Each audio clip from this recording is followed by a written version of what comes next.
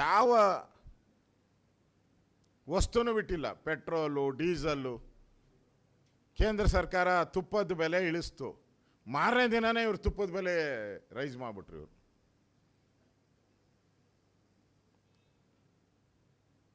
ಮನೆ ಟ್ಯಾಕ್ಸು 3 ಪಟ್ಟು ಜಾಸ್ತಿ ಮಾಡಿಬಿಟ್ಟವ್ರೆ. ಈಗ ಬೆಂಗಳೂರಲ್ಲೆಲ್ಲ ಡ್ರೋನ್ ಸರ್ವೆ ಮಾಡ್ತಾವ್ರೆ.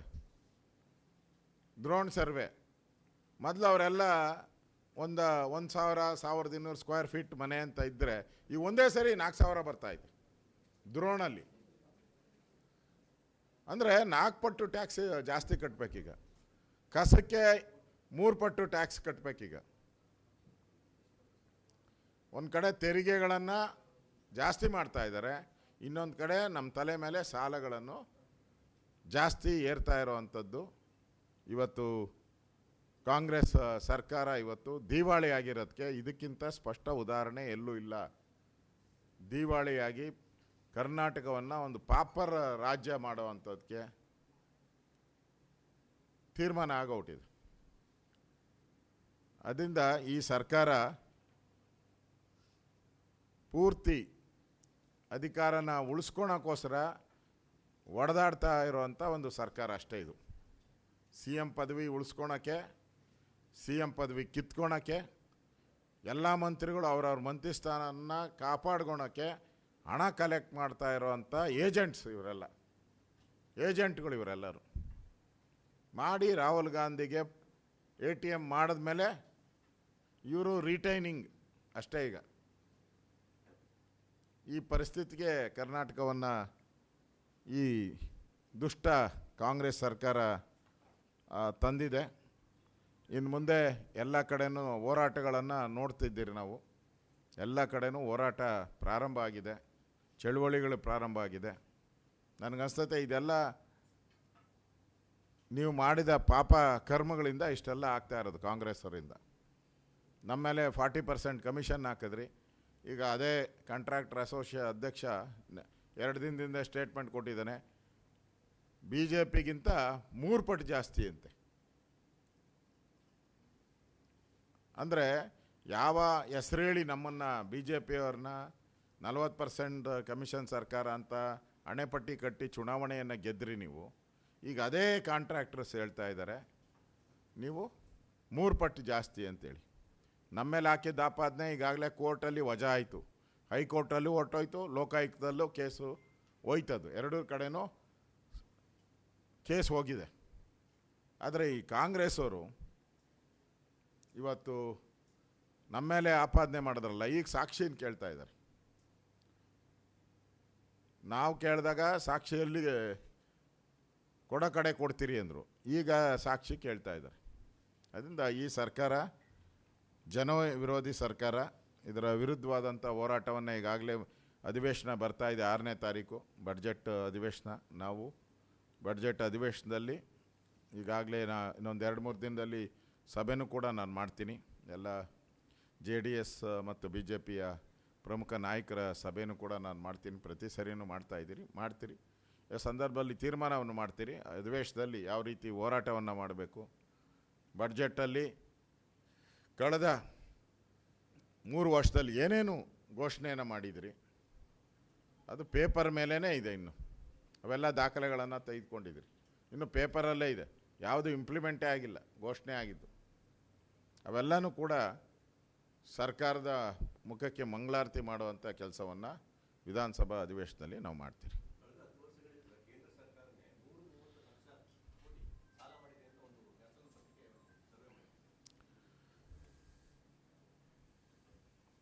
ಬಡತನದ ರೇಖೆ ಏನಿದೆ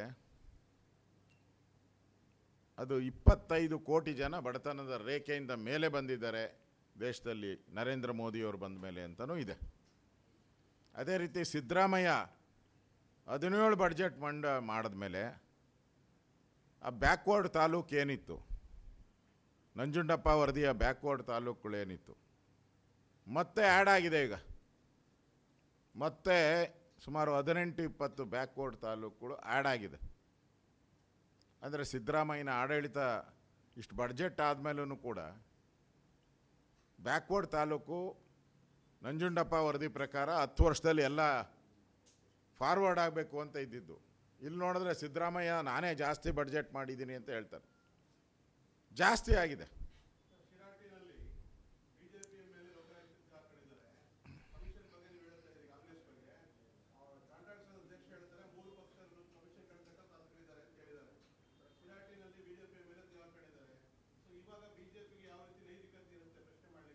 ತಪ್ಪು ಮಾಡಿದವರು ಯಾರಿದ್ದಾರೋ ಅವ್ರಿಗೆ ಶಿಕ್ಷೆ ಆಗಬೇಕು. ಅದು ಯಾವುದೇ ಪಾರ್ಟಿ ಆಗಿರಲಿ, ನಾವೇನು ಸಮರ್ಥನೆ ಮಾಡೋಕ್ಕಂತೂ ಹೋಗಲ್ಲ. ಈಗ ನಿಮ್ಮ ಪಾರ್ಟಿ 3 ಜನ MLAಗಳು ಜೈಲಲ್ಲಿ ಇದ್ದಾರಲ್ಲ, ಅದಕ್ಕೇನು ಉತ್ತರ ಕೊಡ್ತೀರಾ ಕಾಂಗ್ರೆಸ್ ಅವರು? ಮೈನಿಂಗಲ್ಲಿ 1,000 ಕೋಟಿ ಲೂಟಿ ಹೊಡೆದು ಜೈಲಲ್ಲಿದ್ದಾರೆ ಸೈಲ್ ಅನ್ನೋರು. ಆಮೇಲೆ ಚಿತ್ರದುರ್ಗ MLA ಯಾರು? ನಮ್ಮಲ್ಲಿದ್ದರೆ ನಾವು 100% ಕ್ರಮ ತೆಗೆದುಕೊಳ್ತೀರಿ. ತಪ್ಪು ಯಾರೇ ಮಾಡಿದ್ರು ತಪ್ಪೇ. ಆದರೆ ಕಾಂಗ್ರೆಸ್ ಅವರು ಈಗಾಗಲೇ ಜೈಲಿಗೆ ಹೋಗಿದ್ದಾರೆ. ಅವ್ರ ಮೇಲೆ ಏನು ನಾವು ಈಗಾಗಲೇ ನೋಟಿಸ್ ಸರ್ವ್ ಮಾಡಿದ್ದೀರಿ, ಅವರಿಗೆ ಎಕ್ಸ್ಪ್ಲನೇಷನ್ ಕೇಳ್ತಾ ಇದ್ದೀರಿ. ನಾವು BJP ಈ ಥರ ಕರಪ್ಷನನ್ನು ಯಾವುದೇ ಕಾರಣಕ್ಕೂ ಸಹಿಸಲ್ಲ.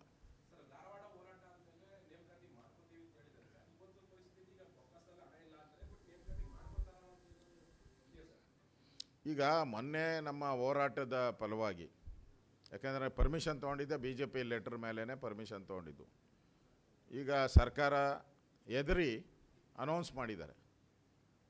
ಈಗಾಗಲೇ ಫೈನಾನ್ಸ್ ಡಿಪಾರ್ಟ್ಮೆಂಟವರು 65,000 ರೆಕ್ರೂಟ್ಮೆಂಟ್ಗೆ ಅವಕಾಶ ಮಾಡಿಕೊಟ್ರು, ಇದುವರೆಗೂ ಮಾಡಿಲ್ಲ. ಯಾಕೆಂದರೆ ಹಣದ ಕೊರತೆಯಿಂದ. ನನಗಂತ ಈ ಸರ್ಕಾರ ಮೊನ್ನೆ ಕ್ಯಾಬಿನೆಟ್ಟಲ್ಲಿ ತೀರ್ಮಾನ ಏನಾಗಿದೆ, ಅದು ಕಣ್ಣೊರೆಸುವಂಥ ತತ್ರ. ನಾವು ಕೇಳಿದ್ದು 2,84,000 ಹುದ್ದೆ ಖಾಲಿ ಇದೆ, ಫಿಲಪ್ ಮಾಡಿ ಅಂತ. ಈಗ 65,000 ಹೇಳಿದ್ದಾರೆ. 65,000ಕ್ಕೆ ಚಾರ್ಟ್ ಇನ್ನೂ ಕೊಟ್ಟಿಲ್ಲ ಅವರು. ಎಷ್ಟು ಜನ ತಹಸೀಲ್ದಾರು, ಎಷ್ಟು ಜನ AC, ಎಷ್ಟು ಜನ ಕ್ಲರ್ಕು, ಎಷ್ಟು ಜನ ಎಕ್ಸೈಸ್ ಇನ್ಸ್ಪೆಕ್ಟ್ರುಗಳು, ಎಷ್ಟು ಜನ ಕಾನ್ಸ್ಟೇಬಲ್ಗಳು, ಎಷ್ಟು ಜನ ಆರೋಗ್ಯ ಇಲಾಖೆದು ಕೊಟ್ಟಿಲ್ಲ, ಯಾವುದೂ ಕೊಟ್ಟಿಲ್ಲ.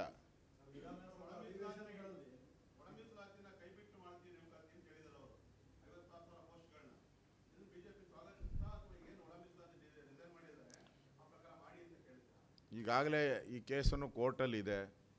ಕೋರ್ಟ್ಗೆ ಅವರು ಸರ್ಕಾರ ಒಂದು ಅಫಿಡವಿಟ್ ಕೊಡಬೇಕಾಗ್ತದೆ. ನಾವು ಯಾಕೆ ಮಾಡ್ತೀರಿ ಅನ್ನೋದ್ರ ಬಗ್ಗೆ ಈಗ ನಡೀತಾ ಇದೆ ಕೇಸು. ನೋಡಿ, ಕೋರ್ಟ್ ಆದೇಶವನ್ನು ಒಳಪಟ್ಟಂತೆ ನೇಮಕಾತಿ ಮಾಡೋಕ್ಕೆ ಏನು ಪ್ರಾಬ್ಲಮ್ ಇಲ್ಲ ಅಂತ ಅನಿಸುತ್ತೆ. ಅಲ್ಲ, ಮೀಸಲಾತಿ ಬಂದಾಗ ಅದಕ್ಕೇನಿದೆಯೋ ಫುಲ್ಫಿಲ್ ಮಾಡಬೇಕಾಗ್ತೈತೆ. ಅದನ್ನು ಮಾಡಲೇಬೇಕು. ಅದನ್ನು ಕೋರ್ಟ್ ಆದೇಶ ಏನು ಬರ್ತದೆ ಅದ್ರ ಆದೇಶದಕ್ಕೆ ನೇಮಕಾತಿಯನ್ನು ಕೊಡಬೇಕು. ಕೋರ್ಟ್ ಆದೇಶ ಏನು ಬರ್ತೈತೆ ಅದನ್ನು ಪಾಲನೆ ಮಾಡಬೇಕು. ಅವಾಗ ಉಳಿದವನ್ನ ಯಾವ ಸಮುದಾಯಕ್ಕೆ ಹೆಚ್ಚುವರಿ ಆಗಿದೆ, ಎಷ್ಟು ದಿನ ನಾವೇ ಜಾಸ್ತಿ ಮಾಡಿದ್ದೀರಿ ಸಮುದಾಯಕ್ಕೆ, ಆ ಪರ್ಸೆಂಟೇಜ್ಗೆ ನೇಮಕಾತಿ ಕೊಡಬೇಕಾಗ್ತದೆ.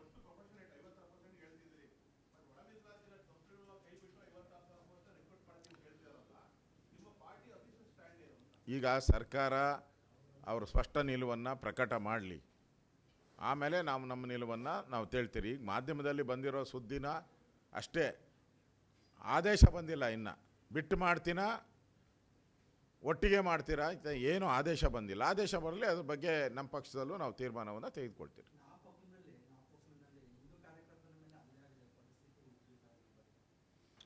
ನಾನು ನೋಡಿದೆ ಕೊಡಗಲ್ಲಿ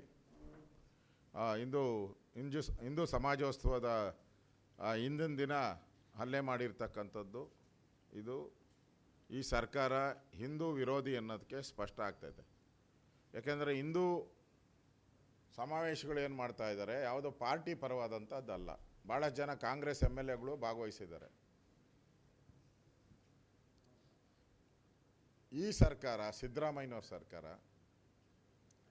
ಒಂಥರ ಹಿಂದೂ ವಿಚಾರಗಳಿಗೆ, ಹಿಂದೂ ಸಮಾವೇಶಗಳಿಗೆ ಅಡ್ಡಿ ಉಂಟು ಮಾಡೋದು. ನಾವು ಮೊನ್ನೆ ಗುಲ್ಬರ್ಗಾದಲ್ಲೂ ನೋಡಿದ್ರಿ, ಶಿವಾಜಿ ಮೆರವಣಿಗೆ ಮಾಡೋವಂಥ ಸಂದರ್ಭದಲ್ಲಿ ಕಲ್ಲು ತೂರಾಟ ಮಾಡಿದ್ದಾರೆ. ಬಾಗಲಕೋಟೆಯಲ್ಲಿ ಇವತ್ತು ನಿನ್ನೆ ಕೊಡಗಲ್ಲಿ ಮಾಡಿದ್ದಾರೆ. ಅಂದರೆ ಮಂಡ್ಯದಲ್ಲಿ ಗಣೇಶ ಮದ್ದೂರ್ದಾಯಿತು, ಕೆರೆಗೋಡು ಬಾವುಟದ್ದು, ಕರ್ನಾಟಕದ ಎಲ್ಲ ಯಾವ ಜಿಲ್ಲೆನೂ ಬಿಟ್ಟಿಲ್ಲ. ಎಲ್ಲ ಜಿಲ್ಲೆಯಲ್ಲೂ ಕೂಡ ಯಾವುದೇ ಹಿಂದೂ ಹೋರಾಟ ಇದ್ದರೆ ಅದಕ್ಕೆ ಅಡ್ಡಿಪಡಿಸೋದು, ಕಲ್ಲು ತೂರಾಟ ಮಾಡಿಸೋದು, ಇದೆಲ್ಲ ಕಾಂಗ್ರೆಸ್ಸಿನ ಕುಮ್ಮಕ್ಕಿಂದನೇ ನಡೀತಾ ಇರೋದು.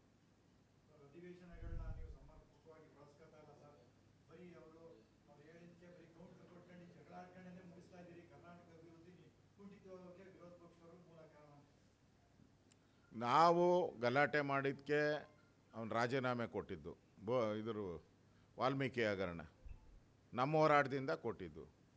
ನಮ್ಮ ಹೋರಾಟದಿಂದನೇ ಮೂಡಾನ ಇದರಲ್ಲಿ 14 ಸೈಟು ನಾನು ಯಾಕೆ ಕೊಡಲಿ, ನನ್ನ ಸ್ವಂತದ್ದು ಅಂತ ಎಲ್ಲ ಘೋಷಣೆ ಕೂಗೋದಲ್ಲ, ಯಾಕೆ ವಾಪಸ್ ಕೊಟ್ಟರು?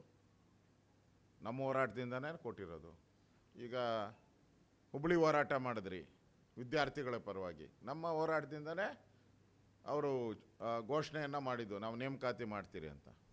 BJP ಎಲ್ಲ ರೀತಿಯ ಪ್ರತಿಯೊಂದು ವಿಚಾರನೂ, ನೆನ್ನೆನೂ ಕೂಡ ನಾನು ಮೈಸೂರಿಗೆ ಹೋಗಿದ್ದೆ, ಟಿ ನರಸೀಪುರ, ಅಲ್ಲಿ ಫ್ಯಾಕ್ಟ್ರಿಯನ್ನು ಮುಚ್ಚೋದು ಕೊಟ್ಟಿದ್ರು, ಸಿಲ್ ಫ್ಯಾಕ್ಟ್ರಿನ ಯಾವುದೇ ಕಾರಣಕ್ಕೂ ಮುಚ್ಚಕ್ಕೆ ಬಿಡಲ್ಲ ಅಂತ. ನೆನ್ನೆನೂ ಅಲ್ಲೇ ಇದ್ದೆ, ನಾನು ಪೂರ್ತಿ ಅಲ್ಲೇ ಇದ್ದು ಇವತ್ತು ಬೆಳಗ್ಗೆ ಒಂದು ದೇವಸ್ಥಾನ, ಪಾಲಹಳ್ಳಿ ದೇವಸ್ಥಾನದ ಉದ್ಘಾಟನೆ ಮುಗಿಸ್ಕೊಂಡು ನಾನು ಬರ್ತಾ ಇದ್ದೀನಿ ಇಲ್ಲಿ.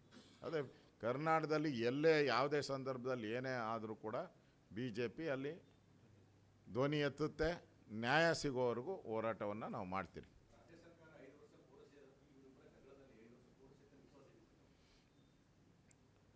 ನೋಡಿ, ಈ ಕಾಂಗ್ರೆಸ್ಸವರು ಈ ಸಿದ್ದರಾಮಯ್ಯ DK ಶಿವಕುಮಾರ್ ಗಲಾಟೆಯಲ್ಲಿ ಯಾವತ್ತೋ ಸರ್ಕಾರ ಬಿದ್ದೋಗ್ಬೇಕಾಯಿತು. MLAಗಳೆಲ್ಲ ಕಾಯ್ತಾ ಇದ್ದಾರೆ, ಈಗ ಗ್ಯಾಂಗ್ಗಳು ಸೇರ್ತಾ ಇದ್ದಾರಲ್ಲ, ವಾರ್ನಿಂಗ್ ಕೊಡ್ತಾ ಇದ್ದಾರೆ. ನನಗಂತತೆ ಈ ಸರ್ಕಾರ ಹಿಂಗೆ ಇದೇ ಥರ ಅಧಿಕಾರದ ಹಸ್ತಾಂತರ ಆಗಿದೆಯೋ ಇಲ್ಲೋ ಅನ್ನೋದು ಗ್ಯಾರಂಟಿ ಇನ್ನೂ ಗೊತ್ತಿಲ್ಲ. ಅಂದರೆ 2.5 ವರ್ಷ ಅಗ್ರಿಮೆಂಟ್ ಆಗಿದೆ ಅಂತ DK ಶಿವಕುಮಾರ್ ಪದೇ ಪದೇ ಹೇಳ್ತಾ ಇದ್ದಾರೆ. ಸಿದ್ದರಾಮಯ್ಯ ಅದ್ರ ಬಗ್ಗೆ ಚಕಾರ ಎತ್ತಾ ಇಲ್ಲ. ಜನಗಳು ಕೇಳ್ತಾ ಇದ್ದಾರೆ, ಆಗಿದ್ದರೆ ಆಗಿದೆ ಅಂತೇಳಿ, ಇಲ್ಲ ಅಂದರೆ ಇಲ್ಲ ಅಂತ ಬಾಯ್ ಬಿಡ್ತಾ ಇಲ್ಲ ಸಿದ್ದರಾಮಯ್ಯನವರು. ನನಗನ್ನಿಸ್ತೈತೆ ಸಿದ್ದರಾಮಯ್ಯ ಕುರ್ಚಿ ಬಿಡೋ ರಾಮಯ್ಯ ಅಲ್ಲ, ಕುರ್ಚಿ ಬಿಡೋ ರಾಮಯ್ಯ ಅಲ್ಲ. ಅವರೆಲ್ಲರೂ ಕೂಡ ಸಿದ್ದರಾಮಯ್ಯ DK ಶಿವಕುಮಾರ್ಗೆ ಪಂಗನಾಮ ಹಾಕೋದು ಗ್ಯಾರಂಟಿ ನಾಮ ಹಾಕ್ತಾರೆ ಅವರು.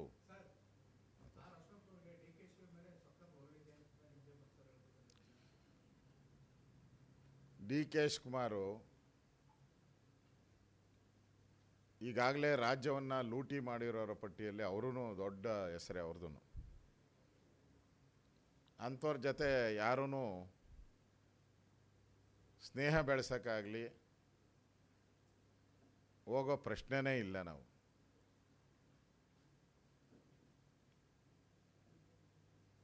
ಸಿದ್ದರಾಮಯ್ಯ ಮತ್ತು DK ಇವರಿಬ್ಬರು ಕರಪ್ಷನಲ್ಲಿ ಮುಂದು ನೀ ಮುಂದು ಅಂತ ಹೋಗ್ತಾ ಇದ್ದಾರೆ ಅಷ್ಟೇ. ಈ ಸರ್ಕಾರ ಸತ್ತೋಗಿದೆ. ಎಣ ಹೊರಕ್ಕೆ DK ಶಿವಕುಮಾರ್ ಮುಂದೆ ಬರ್ತೀನಿ ಅಂತ ಅವರೇ,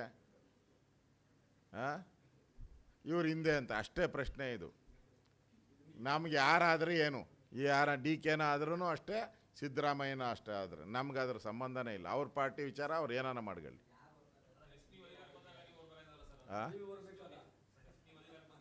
ಯಾವುದು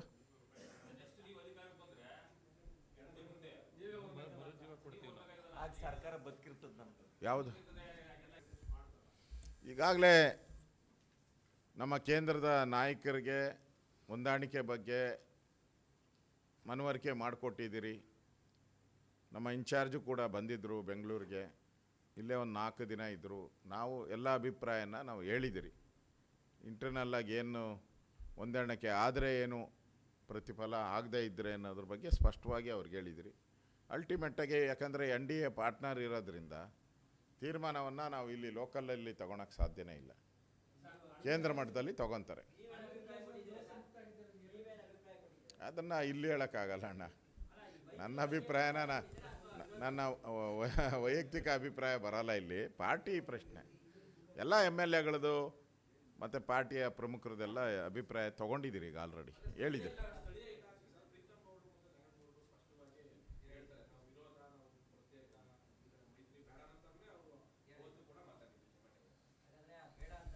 ಈಗ ಪ್ರತಿಯೊಂದು ಜಿಲ್ಲೆದು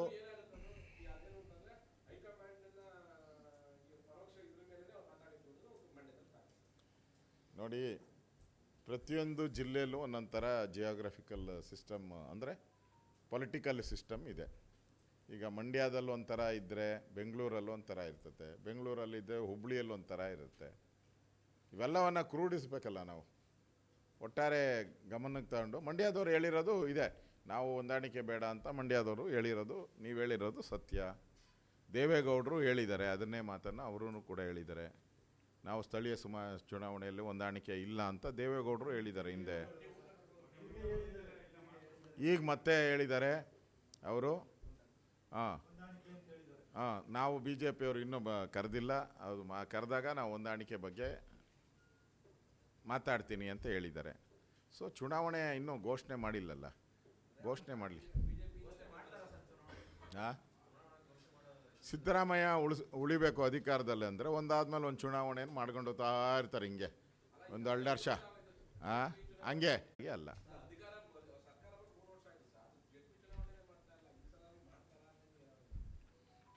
ಅಲ್ಲ, ಸಿದ್ದರಾಮಯ್ಯನ ಕೇಳ್ಬೇಕು, ನನ್ನ ಪ್ರಶ್ನೆ ಕೇಳ್ತೀರ ನಾನು.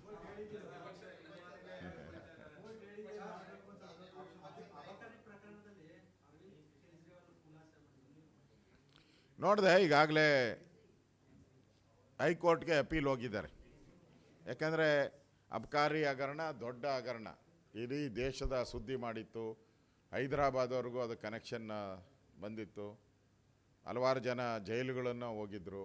ದೊಡ್ಡ ಹಗರಣ. ಇವತ್ತು ಕೆಳ ನ್ಯಾಯಾಲಯ ಅಪರಾಧಿಗಳಲ್ಲ ಅಂತ ತೀರ್ಮಾನ ಮಾಡಿದ್ದಾರೆ. CBI ಅದನ್ನು ಹೈಕೋರ್ಟ್ಗೆ ಹೋಗಿದ್ದಾರೆ. ಅದು ನಮ್ಮಲ್ಲಿ ನ್ಯಾಯಾಂಗ ಸಿಸ್ಟಮ್ ಇದೆಯಲ್ಲ, 3 ಹಂತದ ನ್ಯಾಯಾಂಗ ಸಿಸ್ಟಮ್ಸ್ ಇದೆ. ಇಲ್ಲಿ ಲೋಯರ್ ಕೋರ್ಟ್ ಇದೆ, ಹೈಕೋರ್ಟ್ ಇದೆ, ಸುಪ್ರೀಂ ಕೋರ್ಟ್ ಇದೆ. ಕೆಲವು ನಾವು ನೋಡಿದಿರಿ, ಇಲ್ಲಿ ಖುಲಾಸೆ ಆದವರೆಲ್ಲ ಹೈಕೋರ್ಟಲ್ಲಿ ಜೈಲಾಗಿದೆ, ಹೈಕೋರ್ಟಲ್ಲಿ ಖುಲಾಸೆ ಆದವರು ಸುಪ್ರೀಂ ಕೋರ್ಟಲ್ಲಿ ಜೈಲಾಗಿದೆ. ಈ ಥರದ ಕೂಲಂಕುಷವಾಗಿ ನಡೀತೈತೆ. ನೋಡೋಣ, ಕಾದು ನೋಡೋಣ. ಒಂದು ಕೋರ್ಟ್ ಅವ್ರ ಪರವಾಗಿ ಕೊಟ್ಟಿದ್ದಾರೆ, ಕಾದು ನೋಡೋಣ. ಓಕೆ. ಸುಮಾರು 800ಕ್ಕೂ ಹೆಚ್ಚು ಔಷಧಿಗಳು ಸರ್ಕಾರಿ ಆಸ್ಪತ್ರೆಗಳಲ್ಲಿ ಇರಬೇಕಾಗಿತ್ತು, ವಿವಿಧ ಎಸೆನ್ಷಿಯಲ್ ಡ್ರಗ್ಸ್. ಆದರೆ ಇರೋದು ಸುಮಾರು 160 ಡ್ರಗ್ ಮಾತ್ರ. ಉಳಿದಂಥದ್ದು ಇಲ್ಲೂ ಪರ್ಚೇಸೇ ಮಾಡಿಲ್ಲ. ಅದಕ್ಕೆ ಇಲಾಖೆಯಿಂದನೂ ಕೂಡ ಕ್ಲಾರಿಫಿಕೇಷನನ್ನು ಕೊಟ್ಟಿದ್ದಾರೆ. ಯಾಕಂದರೆ ಮೊನ್ನೆನೂ ಕೂಡ ನಾನು ಇದ್ರ ಬಗ್ಗೆ ಪ್ರಸ್ತಾವನೆ ಮಾಡಿದ್ದೆ. ಇಲಾಖೆಯಲ್ಲೂ ಕೂಡ ಹಲವಾರು ಡಾಕ್ಟ್ರುಗಳು ಔಷಧಿ ಕೊರತೆ ಇದೆ ಅಂತೇಳಿ DHOಗಳು ಎಲ್ಲ ಕೂಡ ಈಗಾಗಲೇ ಪತ್ರಿಕಾ ಹೇಳಿಕೆಗಳು ಬಂದಿದೆ. ಈಗ ಸರ್ಕಾರ ಒಂದು ಸುತ್ತೋಲೆ ಹೊರಡಿಸಿದ್ದಾರೆ. ಏನು ಅಂತ ಹೇಳಿದ್ರೆ, ನೀವು ಪರ್ಚೇಸ್ ಮಾಡಿದ್ರೆ ಲೋಕಲಲ್ಲಿ ನೀವು ಬೆಲೆ ಜಾಸ್ತಿ ಕೊಟ್ಬಿಡ್ತೀರಾ, ಅದಕ್ಕೋಸ್ಕರ ನಾವು ಪರ್ಚೇಸ್ ಮಾಡೋವರೆಗೂ ನೀವು ಮಾಡಬೇಡಿ ಅನ್ನೋ ಥರ ಒಂದು ಸಂದೇಶ ಕೊಟ್ಟಿದ್ದಾರೆ. ಅಂದರೆ ಸರ್ಕಾರನೂ ಮಾಡಲ್ಲ, ಲೋಕಲಲ್ಲಿ ಯೂಸರ್ಸ್ ಮನಿ ಇದೆಯಲ್ಲ ಅದ್ರಲ್ಲಿ ಪರ್ಚೇಸ್ ಮಾಡೋಕ್ಕೂ ಬಿಡ್ತಾ ಇಲ್ಲ. ಯಾವ ಆಸ್ಪತ್ರೆಯಲ್ಲೂ ಔಷಧಿಗಳ ಕೊರತೆ ಎದ್ದು ಕಾಣ್ತಾ ಇದೆ. ಎಲ್ಲ ಕಡೆ ಚೀಟಿ ಬರ್ಕೊಡೋದು ಸಾಮಾನ್ಯ ಆಗ್ಬಿಟ್ಟಿದೆ. ಆಚೆ ಕಡೆ ಪ್ರೈವೇಟ್ ಮೆಡಿಕಲ್ ಶಾಪ್ಸಲ್ಲಿ ತಗೊಳ್ಳಿ ಅಂತೇಳಿ ಬರ್ಕೊಡೋ ಅಂಥ ಅಭ್ಯಾಸ ಆಗಿದೆ. ಇನ್ನೊಂದು ಕಡೆ ಡಾಕ್ಟ್ರುಗಳು ಈಗಾಗಲೇ 12ನೇ ತಾರೀಕಿಂದ ಸ್ಟ್ರೈಕ್ ಅಂತ ಅವ್ರು ಅನೌನ್ಸ್ ಮಾಡಿದ್ದಾರೆ. ಒಂದು ಕಡೆ ಮೆಡಿಸನ್ ಇಲ್ಲ, 12ನೇ ತಾರೀಕು ಆದಮೇಲೆ ಡಾಕ್ಟ್ರುಗಳು ಇರಲ್ಲ. ಅಂದರೆ ಈ ಸರ್ಕಾರ ಎಷ್ಟು ಅಧ್ವಾನ ಎದ್ದೋಗಿದೆ ಅಂತ ಇದರಿಂದ ಗೊತ್ತಾಗ್ತೈತೆ. ಇದರಿಂದ ಸರ್ಕಾರ ಬದುಕಿದ್ರೆ ಕೂಡಲೇ ಔಷಧಿ ಖರೀದಿ ಮಾಡಲಿ. ಏನು 12ನೇ ತಾರೀಕು ಏನಾದರೂ ಸ್ಟ್ರೈಕ್ ಆದರೆ ರಾಜ್ಯದ ರೋಗಿಗಳ ಪರಿಸ್ಥಿತಿ ಏನಾಗುತ್ತೆ? ICUಗಳೆಲ್ಲ ಬಂದಾಗ್ತೈತೆ, ಎಮರ್ಜೆನ್ಸಿ ಟ್ರೀಟ್ಮೆಂಟ್ಗಳೆಲ್ಲ ಕಷ್ಟ ಆಗ್ತೈತೆ, ಆಪರೇಷನ್ಸ್ ಎಲ್ಲ ಮುಂದೂಡಬೇಕಾಗುತ್ತೆ. ಈ ಪರಿಸ್ಥಿತಿ ನಿರ್ಮಾಣ ಮಾಡೋಕ್ಕೆ ನೇರ ಕಾರಣ ಆರೋಗ್ಯ ಸಚಿವರು. ಆರೋಗ್ಯ ಇಲಾಖೆಗೆ ಅನಾರೋಗ್ಯ ಬಂದಿದೆ. ಆರೋಗ್ಯ ಇಲಾಖೆ ಆರೋಗ್ಯವನ್ನು ಕಾಪಾಡಬೇಕು. ಇವತ್ತು ಕರ್ನಾಟಕದಲ್ಲಿರುವಂಥ ಆರೋಗ್ಯ ಇಲಾಖೆ ಅನಾರೋಗ್ಯ ಇಲಾಖೆ ಆಗಿದೆ. ಹಣ ಇಲ್ಲ. ಈ ಸರಿ ಬಡ್ಜೆಟಲ್ಲಿ ಕಳೆದ ವರ್ಷದ ಬಡ್ಜೆಟಲ್ಲಿ ಸುಮಾರು 30% ಹಣವನ್ನು ಕಟ್ ಮಾಡಿದ್ದು ಇದಕ್ಕೆ. ಯಾಕೆ ಅಂತಂದರೆ 5 ಗ್ಯಾರಂಟಿ ಕೊಡೋಕ್ಕೋಸ್ಕರ. 5 ಗ್ಯಾರಂಟಿ ಡಿ ಕೆ ಶಿವಕುಮಾರ್ ಅವರೇ ಅನೌನ್ಸ್ ಮಾಡಿದಾರಲ್ಲ, ಕಾಂಗ್ರೆಸ್ ಅಧ್ಯಕ್ಷರು. ನಮಗೆ ಹೊರೆ ಆಗ್ತಾಯಿದೆ, ಬರ್ಡನ್ ಆಗ್ತಾಯಿದೆ. ಈ ಬರ್ಡನ್ನಿಂದ ಎಲ್ಲ ಇಲಾಖೆಗಳಲ್ಲೂ 20% 30% 40% ಕಟ್ ಮಾಡ್ತಾ ಇದ್ದಾರೆ. ಇದರಿಂದ ಎಲ್ಲ ಇಲಾಖೆಗಳಲ್ಲೂ ಯಾವುದೇ ರೀತಿ ಅಭಿವೃದ್ಧಿ ಕಾರ್ಯಗಳಾಗ್ತಾ ಇಲ್ಲ. ಆರೋಗ್ಯ ಇಲಾಖೆ ಅಂತೂ ಪೂರ್ತಿ ಮೆಡಿಸನ್ ಇಲ್ಲದೆ ಕೊರಗ್ತಾ ಇದೆ. ಇನ್ನು ಕಂದಾಯ ಇಲಾಖೆ ಅಂತೂ ದಿನ ಪತ್ರಿಕೆಯಲ್ಲಿ ನಾವು ನೋಡ್ತೀರಷ್ಟೇ. ಆ ಹೊಸ ಯೋಜನೆ, ಈ ಹೊಸ ಯೋಜನೆ ಅಂತೇಳಿ ಯಾವುದು ಇಂಪ್ಲಿಮೆಂಟೇ ಆಗಿಲ್ಲ. ಈ ಖಾತಾ ಅಂತ ಮಾಡಿದ್ರು. ನೀವು ಈ ಖಾತಾಗೆ ಮಿನಿಮಮ್ 12,000ದಿಂದ 30,000ವರೆಗೂ ಲಂಚ ಕೊಡ್ದಿರ ಯಾವುದು ಈ ಖಾತಾ ಆತತೆ ಹೇಳಿ? ಎಲ್ಲಿ ಆಗ್ತೈತೆ? ಇಡೀ ಕರ್ನಾಟಕ ನಿಮ್ಮ ಪೇಪರಲ್ಲಿ ಇದ್ದಿದ್ದು ಡಿಜಿಟಲ್ಗೆ ಹೋಗೋ ವ್ಯವಸ್ಥೆ ಆಟೋಮೆಟಿಕ್ಕಾಗಿ ಇಲಾಖೆನೇ ಮಾಡಬೇಕಾಗಿತ್ತು, ಮಾಡ್ಬೋದಾಗಿತ್ತು. ಜನಗಳನ್ನ ಕರೆಯೋದು, ಜನಗಳನ್ನ ಈ ಖಾತಾ ಮಾಡಿ ಏನೋ ಒಂದು ದಾಖಲೆ ತಿದ್ದಕ್ಕಾಗಲ್ಲ. ಅದೆಲ್ಲ ಸರ್ಕಾರ ಮಾಡಬೇಕಾಯಿತು. ನಾನು ಕಂದಾಯ ಸಚಿವನಾಗಿ ಕೆಲಸ ಮಾಡಿದ್ದೀನಿ. ನೀವು ಕನ್ವರ್ಟ್ ಮಾಡಬೇಕಾಯಿತು. ನಮ್ಮ ಕಾಲದಲ್ಲೇ ಅದನ್ನು ಡಿಜಿಟಲೀಕರಣ ಮಾಡೋವಂಥದ್ದಕ್ಕೆ ಆದೇಶನೂ ಮಾಡಿದ್ದೀರಿ ನಾವು ಹಿಂದೆ. ಅದು ಪ್ರೋಸೆಸ್ ಆತಾಯಿತು. ಈಗ ಈ ಖಾತಾ ಮಾಡೋ ಮುಖಾಂತರ ಲಂಚಕ್ಕೆ ದಾರಿ ಮಾಡಿಕೊಟ್ಟಿದ್ದಾರೆ. ಸಾವಿರಾರು ಕೋಟಿ ನೀವು ಲೆಕ್ಕ ಹಾಕೊಳ್ಳಿ. ಇಡೀ ಕರ್ನಾಟಕದಲ್ಲಿ ಎಷ್ಟು ಬದಲಾವಣೆಗಳಾಗಬೇಕಲ್ಲ ಈ ಖಾತಾ. ಇದಕ್ಕೆಲ್ಲ ಹಣ ಇಲ್ದಿರೋ ಬದಲಾವಣೆ ಆಗುತ್ತಾ? ನನ್ನ ಪ್ರಶ್ನೆ. ಫ್ರೀಯಾಗಿ ಮಾಡಿಕೊಡ್ತಾರಾ? ನನ್ನ ಪ್ರಶ್ನೆ. ಆಲಿಸದೆ ಈ ಖಾತಾ ಆಗುತ್ತಾ? ನನ್ನ ಪ್ರಶ್ನೆ. ಇವ್ಯಾವುದು ಆಗಲ್ಲ ಅಂದರೆ ನೀವು ಯಾರ ಪುರುಷಾರ್ಥಕ್ಕೋಸ್ಕರ ಇದನ್ನು ಮಾಡಿದ್ದೀರ? ರಿಜಿಸ್ಟ್ರೇಷನ್ ಎಲ್ಲ ಸ್ಟಾಪ್ ಆಗಿದೆ. ಈಗ ಒಂದು ಕಡೆ ಸರ್ವರ್ ಡ್ರೌನ್ ಅಂತ ಹೇಳ್ತಾರೆ, ಇನ್ನೊಂದು ಕಡೆ ಭೂಮಿಯಿಂದ ಟ್ರಾನ್ಸ್ಫರ್ ಆಗೇ ಇಲ್ಲ ಅಂತ ಹೇಳ್ತಾರೆ.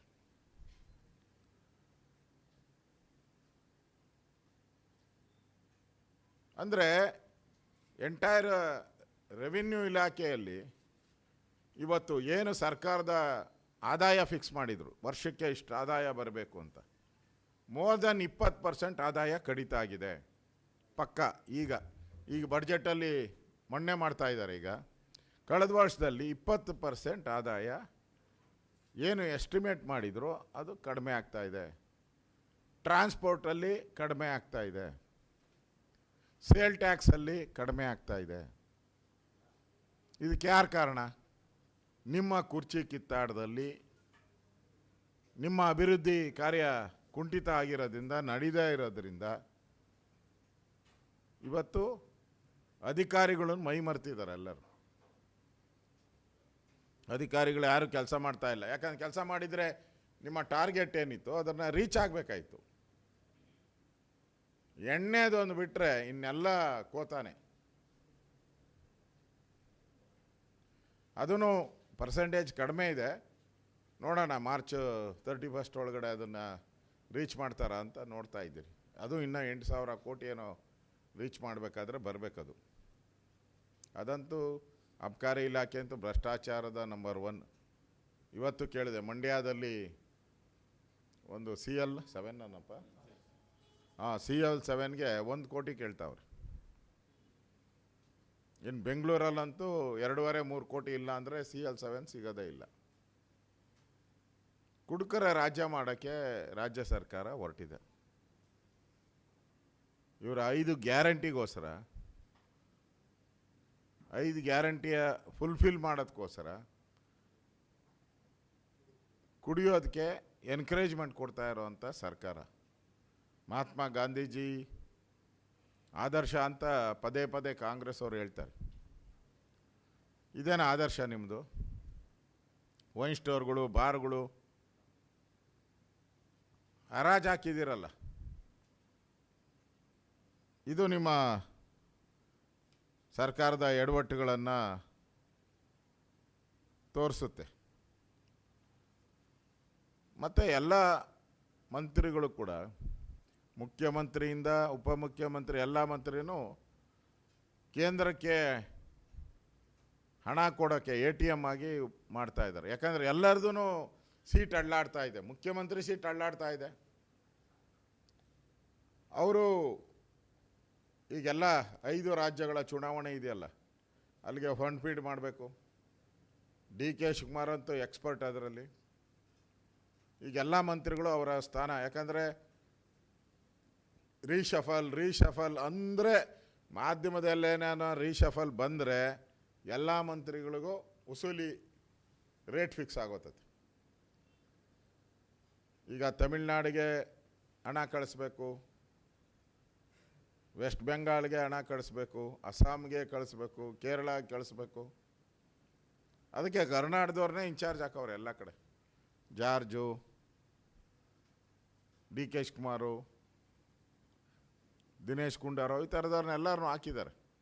ಅಂದರೆ ಕರ್ನಾಟಕವನ್ನು ATM ಮಾಡ್ಕೊಂಡಿದೆ. ಇದೊಂದೇ ರಾಜ್ಯ ಇವಾಗ ದುಡ್ಡು ಕೊಡೋಕ್ಕೆ ಉಳಿದಿರೋದು, ಇದೊಂದೇ ರಾಜ್ಯ ಕರ್ನಾಟಕದಲ್ಲಿ, ಅಲ್ಲ ದೇಶದಲ್ಲಿ. ಇನ್ನೆಲ್ಲ ಪಾಪರ್ ಔಟಿದೆ, ಹಿಮಾಚಲ ಎಲ್ಲ ಪಾಪರ್ ಔಟಿದೆ, ಅಲ್ಲಿ ದೇವಸ್ಥಾನ ದುಡ್ಡೂ ಬಿಡ್ತಾ ಇಲ್ಲ. ಈ ಪರಿಸ್ಥಿತಿ ಇವತ್ತು ನಾವು ನೋಡ್ತಾ ಇದ್ದೀರಿ. ಅದರಿಂದ ಈಗ ಎಲ್ಲ ಪರ್ವ, ಈಗ ಒಂದು ಪರ್ವ ಪ್ರಾರಂಭ ಆಗಿದೆ. KSRTC ಸ್ಟ್ರೈಕ್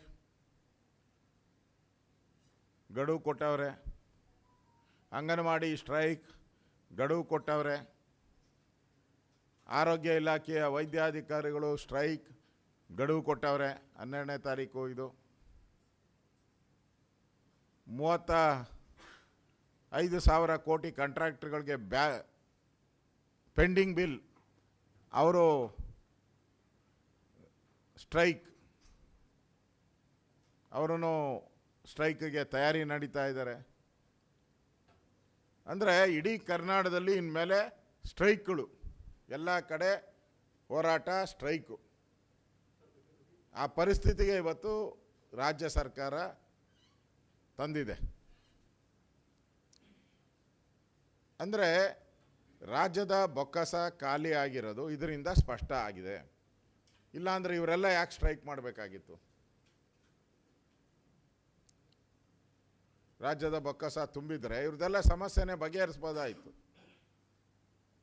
ಮೊನ್ನೆ ಬಂದಿತ್ತು, ಒಂದು ನೋಟಿಸ್ ಬಂದಿದೆ. ಅಂಗನವಾಡಿ ಮಕ್ಕಳಿಗೆ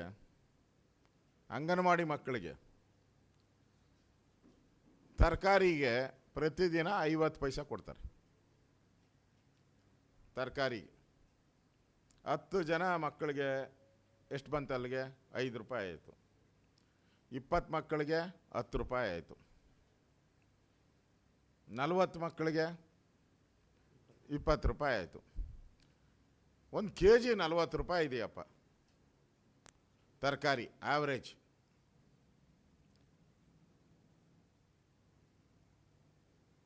ಅರ್ಧ kgನ 20 ಜನಕ್ಕೆ ತರಕಾರಿನ ಹೆಂಗೆ ಕೊಡ್ತಾರೆ? ಒಂದೊಂದು ಎಲೆನೂ ಬರಲ್ಲ, ಕರ್ಬೇವಿನ ಸೊಪ್ಪು ಬರಲ್ಲ. ಕರ್ಬೇವಿನ ಸೊಪ್ಪು 250. ನಾನು ಕೇಳಿದೆ ಮಾರ್ಕೆಟಲ್ಲಿ ಎಷ್ಟು kg ಅಂತ. ಅಂಗಡಿಗಳಲ್ಲಿ ತಗೊಂಡ್ರೆ 250 ರೂಪಾಯಿ ಅಂತೆ. ಒಂದು ಕಟ್ಟು ತಗೊಂಡ್ರೆ ಒಂದು ಕಟ್ಟು 50 ರೂಪಾಯಿ, ಒಂದಿಷ್ಟು ದಪ್ಪ ಕಟ್ಟು ಕೊಡ್ತಾರೆ. ಅಂಗನವಾಡಿಗಳಿಗೆ ನಾನು ಹೇಳ್ತಾ ಇರೋದು, ಮಕ್ಕಳಿಗೆ 50 ಪೈಸಕ್ಕೆ ತರಕಾರಿ ಸಾಧ್ಯನಾ? ಒಂದು ಕಡೆ ಮೆಡಿಸನ್ ಇಲ್ಲ, ಇನ್ನೊಂದು ಕಡೆ ಅಂಗನವಾಡಿಯಲ್ಲಿ ದುಡ್ಡು ಕೊಡೋಕ್ಕೆ, ತರಕಾರಿ ತಗೊಳಕ್ಕೂ ದುಡ್ಡಿಲ್ಲ. ಅಂದರೆ ಸರ್ಕಾರ ಈಗ ಖಜಾನೆ ಖಾಲಿ ಆಗಿರೋದನ್ನ DK ಶಿವಕುಮಾರ್ ಒಪ್ಕೊಂಡಿದ್ದಾರೆ. ಹಲವಾರು ಜನ MLAಗಳು ಮಾತಾಡಿದ್ದಾರೆ. ಈ ಗ್ಯಾರಂಟಿಯಿಂದ ನಮ್ಮ ಅಭಿವೃದ್ಧಿ ಕಾರ್ಯನೇ ಕುಂಠಿತ ಆಗಿದೆ ಅನ್ನೋದು ಹೇಳಿದ್ದಾರೆ.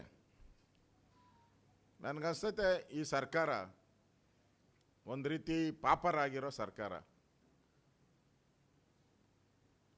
ಸಿದ್ದರಾಮಯ್ಯನವ್ರಿಗೆ ಶಬಾಷ್ಗಿರಿ ಕೊಡಬೇಕು.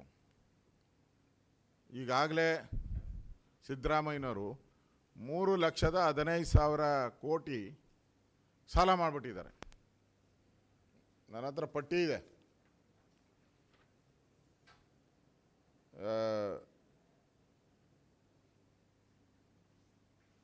ಯಾರ್ಯಾರು ಮುಖ್ಯಮಂತ್ರಿಗಳು ಇದುವರೆಗೂ ಕರ್ನಾಟಕದಲ್ಲಿ ಎಷ್ಟು ಜನ ಮುಖ್ಯಮಂತ್ರಿಗಳಾಗಿದ್ದರು, ಕೆಂಗಲ್ ಹನುಮಂತಯ್ಯನಿಂದ ಹಿಡಿದು ಕೆ ಸಿ ರೆಡ್ಡಿ ಅವರಿಂದ ಹಿಡಿದು ನಿಜಲಿಂಗಪ್ಪ ಅವರು, ದೇವರಾಜ ಅರಸು, ಈ ಥರ ಎಲ್ಲ ಆಗಿದ್ರಲ್ಲ ಇವತ್ತುವರೆಗೂ, ಅವರೆಲ್ಲ ಸೇರಿಸಿ ಎಷ್ಟು ಸಾಲ ಮಾಡಿದ್ದಾರೆ?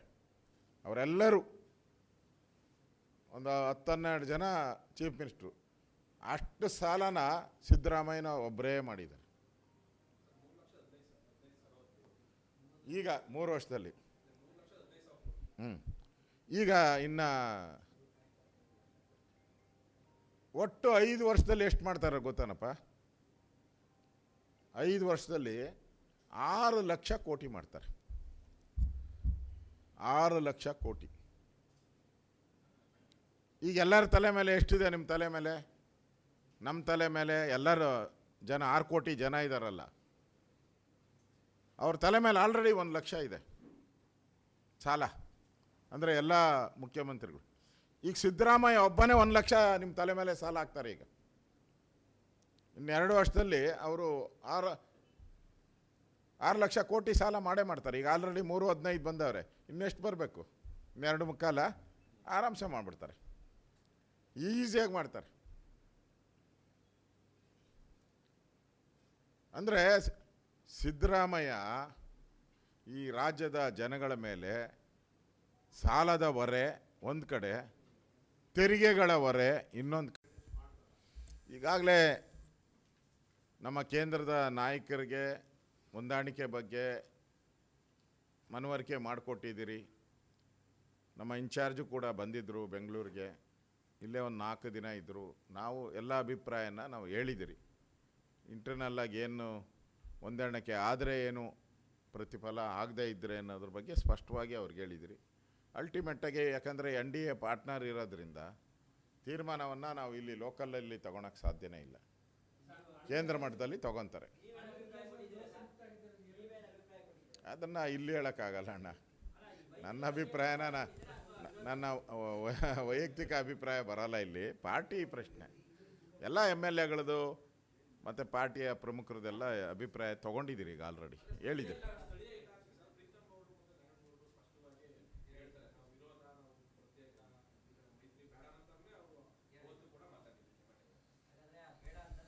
ಈಗ ಪ್ರತಿಯೊಂದು ಜಿಲ್ಲೆದು